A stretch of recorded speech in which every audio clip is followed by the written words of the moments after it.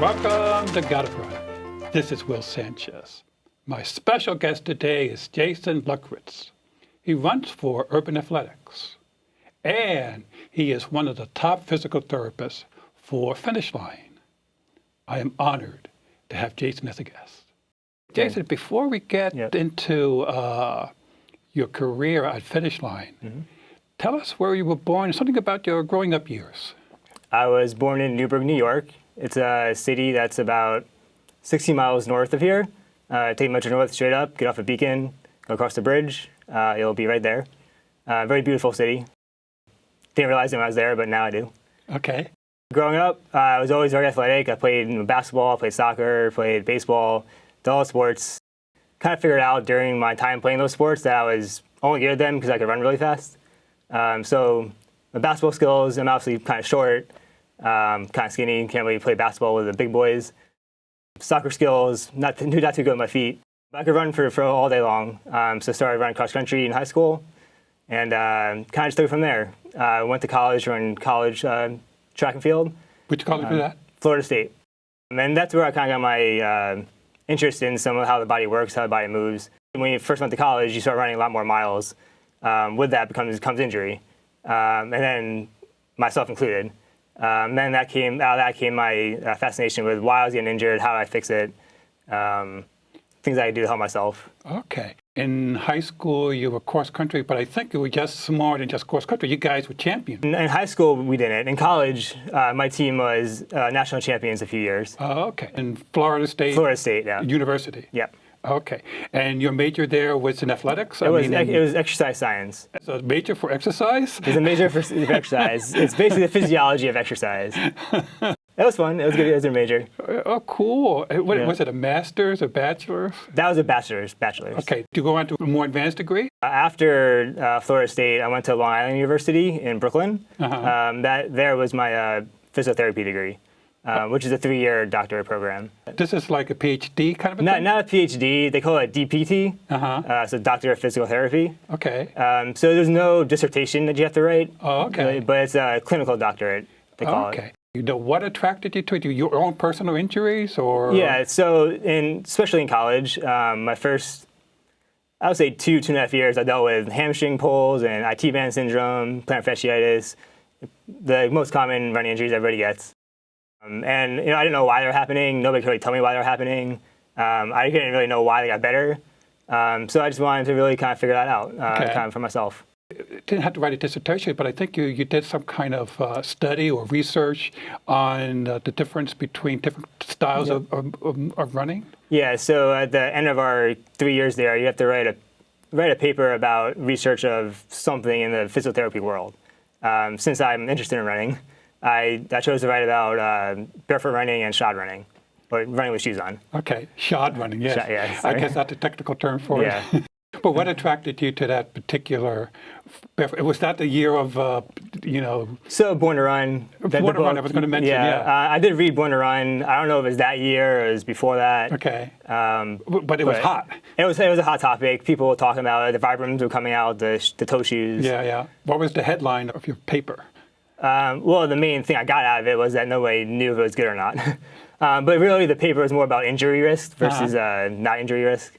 Because, again, I was in PT, so we kind of figured out how people could be more healthy running. And again, the conclusion of all that research at that time anyway was that they didn't really know. They didn't know? They didn't know if running with shoes on or without shoes made a difference in injury risk. Okay. I had interviewed Lee Saxby himself, but later on, one of his proteges, Ben Visconti, was here in New York. Yeah. And he did a fascinating presentation. What he was saying was that the injury rates are very different when you are a forefoot striker. So shod or shoe runners typically are heel strikers. Yes. Typically 80%. But once you take the shoes off, your foot goes, I'm not going to hit my heel because it hurts. Yeah. And you become either a midfoot striker or a forefoot striker. Yeah. But the injuries are very, very different. Oh yeah, they're totally different class of injuries. Yes. Very different injuries. Okay. The sad news is you still get injuries, but if you give it the proper Acclimatization kind of thing. right, Yeah. you gotta give it time. And this, as you know, and you probably see this in your own patients, Doc, Yeah. can you fix me? And I need to be able to run yesterday. You know, Exactly. But they don't want to give it time. Right. So if you give forefoot striking the time it deserves, you know, it could be hugely beneficial for some people. Right. I totally agree. Totally Okay. agree. I think the best way to run from, when you're 2 years old to now would be, run on your forefoot or midfoot. You're not going to run on your heel. It's not a natural type of thing. But I think over time, most people, when they start running when they're 4 years old, they say, oh, I'm going to start running tomorrow. And they start running. They've been sitting down in a chair all day. They've been in school. They sit down for 15 years. They haven't they're not very flexible. They can't move very well. There's a whole host of things you need to do kind of as a prerequisite, like you said, before you can really run effectively anyway, whether it's barefoot or forefoot or midfoot or heel striking. That's right. So I think there's more to it than just barefoot versus not barefoot. And I think when the book came out and everybody started reading it, it's like, oh, he ran barefoot. Let's all go barefoot now. And there was no transition, right? There's no transition to it. Nobody knew how to really go about that. So I think it's just important to know there's steps to it. Yeah. In my opinion, there's other things that are more important first that you have to get. Then you can go into your feet. Okay. All right. Well, let's talk about that. You needed to decide a career for yourself or a job. Yeah. So what happened after you graduated from Long Island? I work at Finish Line Physiotherapy, as you said. My name is Michael Conlon, owner of Finish Line Physical Therapy in New York City. I knew a lot of my running teammates in urban athletics, so they just kind of put two and two together and said, you should talk to Michael. He loves runners. He wants he's a PT. He needs staff. So it's kind of a connection through friends, sort of. Oh, okay. You mentioned urban athletics. How did you find them, or they find you? Actually, they found my friend.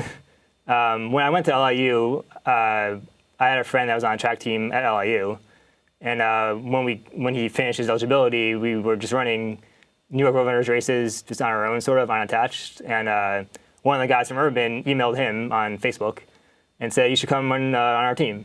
So he went there and he just dragged me along, kind of. And then we just stayed ever since. Ever since?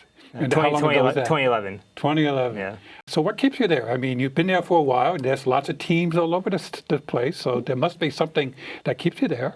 A few things. One, Jerry McCurry, the owner of Urban Athletics and the head coach of Urban Athletics. I like him a lot. He's a good guy.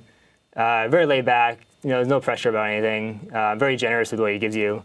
The store is great. Is the one on Madison Avenue? So he only has one on Madison now. So it's Yeah. always on Madison 92nd, yeah. Yeah. He does great stuff for us. He gives us free shoes.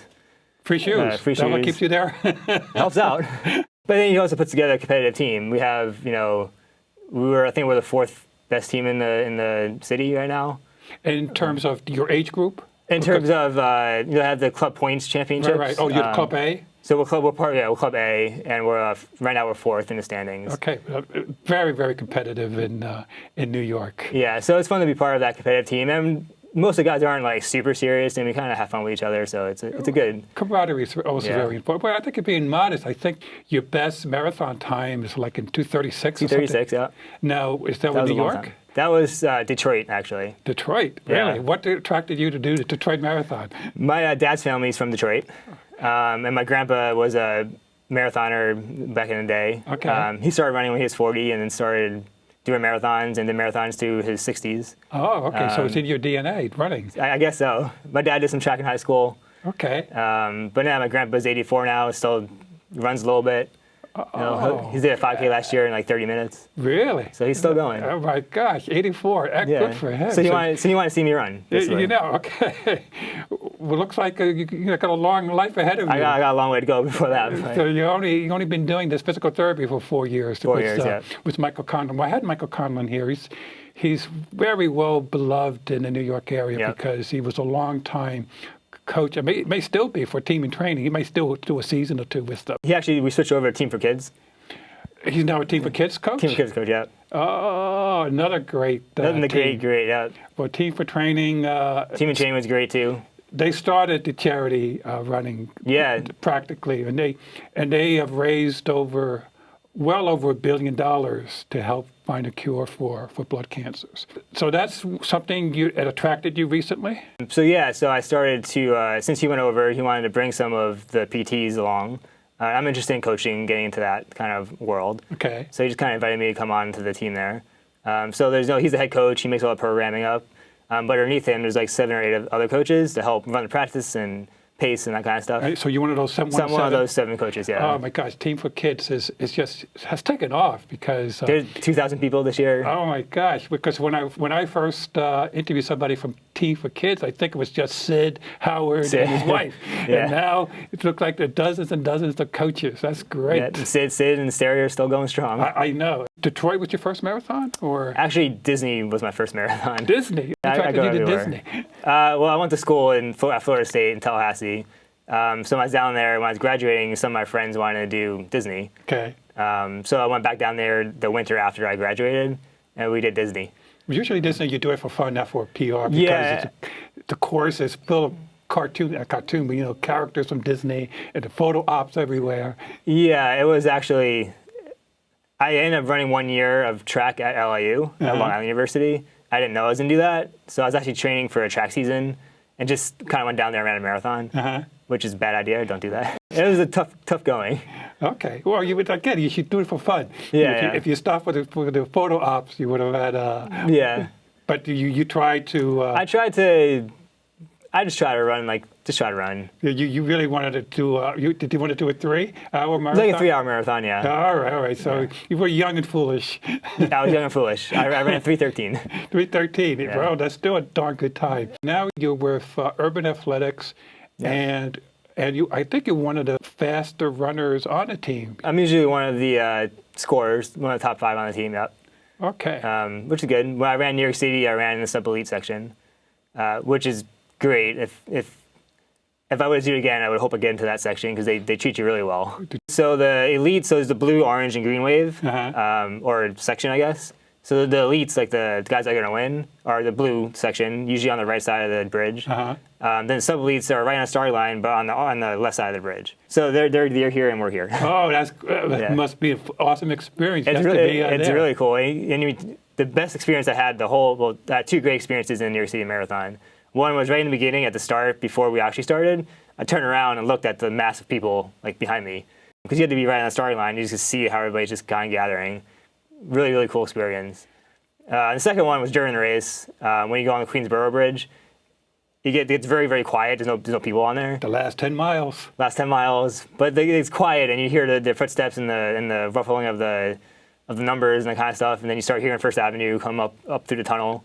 So it's a pretty cool experience. Oh yeah, the roar comes right up. The roar comes. Oh my God! Oh, and you're one of the elites, so you one of the first. We were the second group. So the elites, they take off first, or you take the go off together? No, they say go and everybody goes. Oh really? Yeah. Oh wow. The women go first. The women are right, first. But they get about 15-minute head start, or 20-minute head start. Yeah. How do you contain yourself not to keep pace with them? You follow your own game plan, right? You follow your own game plan. You know that they're faster than you. But it's hard. I didn't do a great job of containing myself, actually. You get excited, you just kind of go with it, and it gets tough at the end because you were too excited in the beginning, but... All right, so you've done New York twice, I think? Just once, yeah. But you never forget that experience? No, and if I was going to do another one, it would probably be New York. Okay. So are you scheduled to do another marathon anytime soon?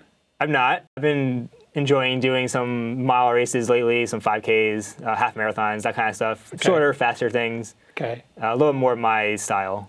All right. Let's talk about your career as a physical therapist. Okay. So you're working at Michael Conlin's group, The Finish Line. Finish Line, yeah. And I believe they now have 3 locations. Yeah. The first location is where? 23rd, between 6th and 7th. That's the that's the hub. Yeah, it's big now. We just expanded again. We have a whole workout area now. Everything's happening. That's where you hang out? That's where most of my time is spent. We just opened the 72nd Street office. That's between Columbus and Amsterdam. So it's near Jackrabbits? Right across the street from Jackrabbit. But how convenient. On purpose. We have 1 room down there right now. Help start that up a little bit. All right. Describe a typical day at work. I'm a new client. Yeah. And for some reason, they assign me to you. Yeah. What do you want to find out about me? I'm walking in. So a lot. People come in and, each person that comes in is very individualized, obviously. So you want to learn kind of what their goals. Are you a runner? Most likely, yeah. But are you a runner? What are you training for? Are you doing a marathon next week? That will change how I treat you. Okay. You're doing a marathon next year, past injuries, have you been running for a long time, a new runner, that kind of stuff. Okay. Trying to just learn about kind of your history, your past, even before I worry about what's wrong, what's hurting. Okay. All right. Well, New York City Marathon is coming up in a few weeks. Yes. So we got lots of So people. are you telling me you're getting people coming in? I went to New York City Marathon, and I had this injury for 3 days. Help me. And if we get somebody in there that says injury for 3 days, we love that. You can treat that. And usually you get that better, faster. Like we tell most people, as soon as you feel something, come in. Usually, I remember my days when team and training. If it's 1 in 3 days, go see a sports doctor. Yeah, we tell people, don't wait 2 months. If something hurts for 2 months, it's much harder to treat. I think anybody that runs for a team will get the word to see a doctor or a club. And some of the teams have relationships with companies like Finish Line. You probably have a relationship with certain clubs lots. that, hey, go right there. They're going to take good care of you. Yeah. But also, besides the people that are injured, a lot of companies, and I'm sure Finish Line, they try to do some preventive care, namely informational clinics where here's what to do so you don't get injured. Here are the tips. Do you get personally involved in some of those kind of seminars or workshops or clinics? Yeah, definitely. And all those words describe it exactly. But we go to different running clubs throughout the whole year and pretty much do exactly that. Talk about foam rolling, talk about stretching, talk about strengthening, talk about, running programming, make sure you're not going crazy with mileage at first and that kind of stuff. Just kind of basic ways to take care of your body. Now, as a physical therapist, people are busy. What, in your opinion, and you have a lot of insight because you've been doing this for 4 years. What runners should be doing all the time before they run and after they run? Every time before I run or before anybody runs, and especially people in the city, hips are going to be tight. You sit down, people sit down all day. Do something to stretch your hips out. Whether it's a hip flexor stretch, whether it's we call it a lunge matrix stretch, something to move their hips around. Every time before you run, do something to warm up. Okay, so they should do that before they leave the house. They put on their running clothes. Put on running clothes, and we do stuff a little bit different, so it's good to see the videos. But okay, and you stretch out your hips before you leave out the door. Anything else before you leave the house? So I always say hips because most people need it. But then you'll know, for myself, I know my right hip is tight and can't rotate very well. So I'll do some kind of hip mobilization on my right hip because I know I need to do that. People have their spots that they know, like my ankle is tight all the time or my calf is always tight. So then you warm up those areas. But that's different for each person depending on who you are. Unfortunately, I'm tight all over. Tight all over. When I get done with running, foam roll. After running, should you foam roll right away or can you wait till you get home? What I tell people, because sometimes you get done running, you just can't foam roll. Like you have to go to work or whatever. Sometime before your next run, foam roll. So if you run on Monday and Tuesday and you get done on Monday, and you just can't foam roll right after, just because something happens. Foam roll sometime before Tuesday, you run on Tuesday. Okay. Even if it's right before you run on Tuesday, fine. Okay. But just do it sometime between. Foam rolling. Yeah, I think that's universally every coach on the planet says foam rolling is good, is helpful. Yes. And it sounds like you're in that camp. I agree. It's a free massage. If you look at the professional athletes, they get a massage every day, or they should get a massage every day. Unfortunately, we can't. I can't afford that. That'd be very nice. But the roller is kind of that your self massage. Okay. Take care of your muscles. It's cheap. It's easy. You just get on it. But you got to do it. You have to do it. You have to be motivated enough to do it. Do it, and like you said, there are videos that can. There's videos that show exactly how to do it. And if you know your body, if your quads are tight, work on it on your back or whatever it is. You could do 5 minutes on each body part. Right. So I got the question all the time. Like I don't have the time to foam roll my whole entire body. But your entire body probably doesn't need it. Parts of your body just are tighter. Those are the parts you focus on. When you have time, go ahead and do everything else. But again, if you're on a crunch time type thing, make sure you get on the parts that you really need it. For your career Finish Line, what was your toughest case? It was sort of a running case. It wasn't really running, I guess. But the girl came in and she dislocated her knee probably over 100 times in her life.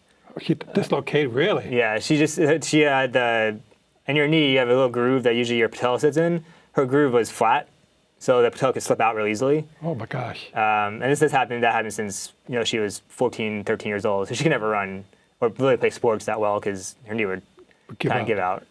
So she had a surgery that basically put a groove in there and put the patella back in there and made it stay. But you don't see that. It's the only time I've ever seen it. You don't read about it. It's not in your books. It's not something that happens very often. They kind of almost made it up. Okay.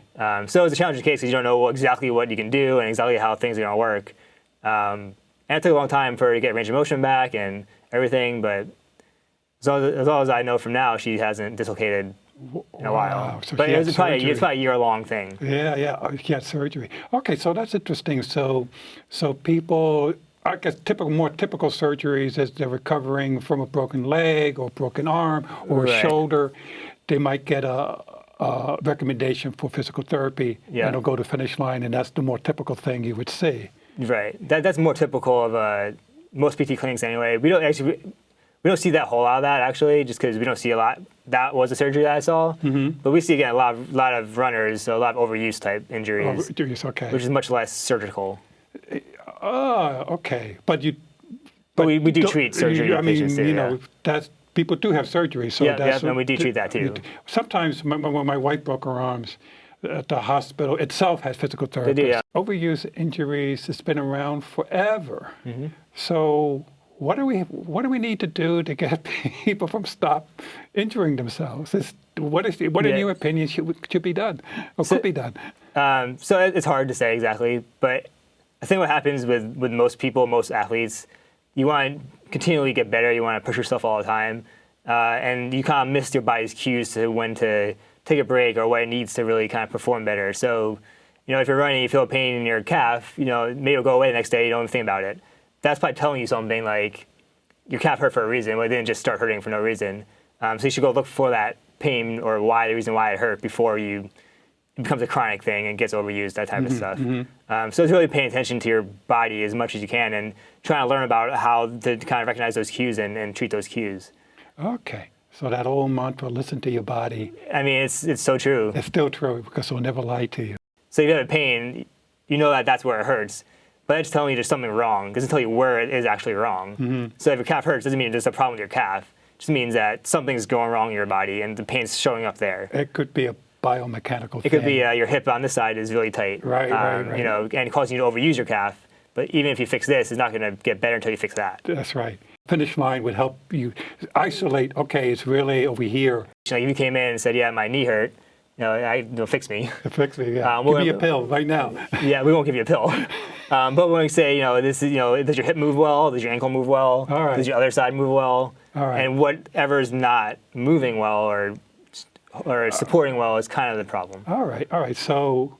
So you're relatively a new student of the science. What's the biggest change that have occurred in the last 5 to 10 years in terms of helping people? In my opinion, and where we treat, so I think 5, 10 years ago, people would like to use ultrasound a lot, use a lot of machines to kind of strengthen, get a machine to do like leg press or something. What we found, especially with overuse type injuries, is that those machines are too isolated motions. So we started doing much more functional work, things that create blood flow differently. We use these things called voodoo wraps. There's big rubber bands that we place around people that helps increase blood flow. Okay. And it allows you to move while you're doing that versus the ultrasound, you're just kind of sitting there as they're trying to heal it that way. We saw that movement just heals a lot more things than I think we thought in the past. Okay.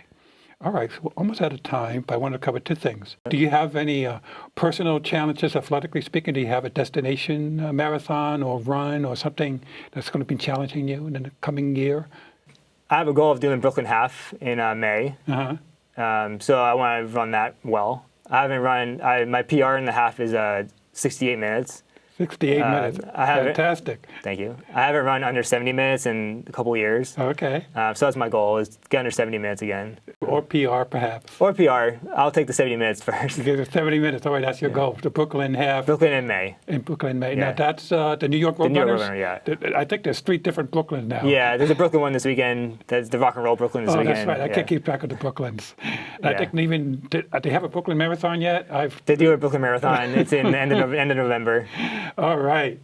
And then professionally, you've been doing Finish Line. Sounds like you like it. I do love it. What do you want to see for yourself at Finish Line? You know. I mean, I think a big goal of mine is to, on 72nd Street, try to really help develop that clinic and kind of grow that. It's right by the park. You could do a lot of stuff in there. It would be nice to see that clinic grow a little bit bigger. Okay. The clinic on the west side. On West 72nd Street, yeah. Okay, grow that clinic. So how do they find you? Just go and Google Finish Line? You Google Finish Line, it'll come up. We have Instagram, Facebook. Well, Finish Line is a common name. It's a Finish Line. So it's Finish Line Physiotherapy. And the Finish Line is 2 separate words. 2 separate words. All right. Well, listen. Thank you so much for coming in. Yes, thank you.